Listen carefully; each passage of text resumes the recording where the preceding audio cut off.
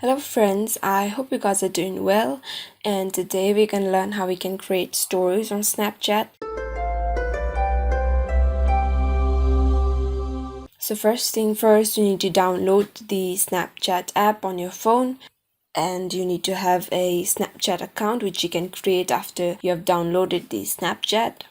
So I have already downloaded Snapchat, and I have already logged in into my account. So what I'm gonna do next in order to create a story is open this Snapchat, and the next thing that you would like to do is maybe take a video or a picture. If you want to select any photo from your snaps or your camera roll, all you have to do is click on this icon that you see here, and this one, the face emoji that you see right here, is the filter button. So let me take a picture first. So let's say if I want to upload this, I can even add text here. Select the font, select the font color,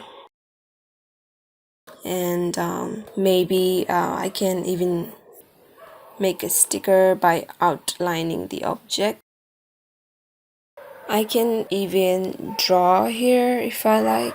When I'm satisfied with the picture, all I have to do to upload this is click on this story right next to the save button here, and my story has been uploaded, which is gonna stay there for 24 hours.